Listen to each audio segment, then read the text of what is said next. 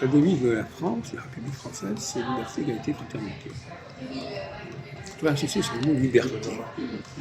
Parce que le français, la langue française, c'est une langue qui est marquée par une très grande liberté.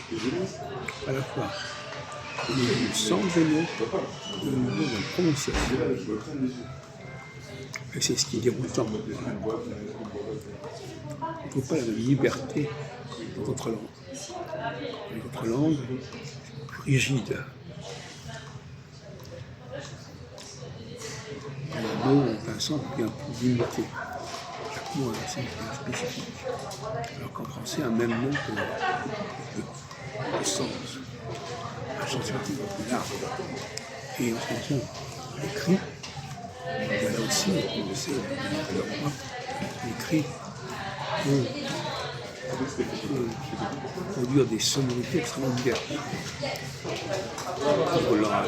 Il y a aussi une très grande liberté.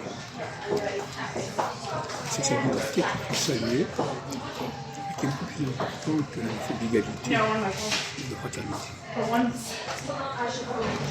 C'est un truc qui n'a pas été souvent souligné, c'est la notion de liberté au sein de l'emploi, dans l'emploi. Les gens qui parlent français ont une grande liberté d'expression, de formulation, de signification. Et il faut un grand travail d'écoute et d'écritage pour communiquer avec des Français. Dans notre langue, la communication est beaucoup plus primaire, plus précise. Alors, la notion de précision, c'est une notion qui n'a pas de sens en français. Les gens qui sont les ignorants, les ignares qui ont besoin de précision. Parce que pour eux, tel mot a tel sens, on n'a pas tel autre. En français, un mot peut avoir plusieurs sens. Un mot peut avoir plusieurs prononciations. Et ça, c'est quelque chose qui est déroutant pour nous. Donc,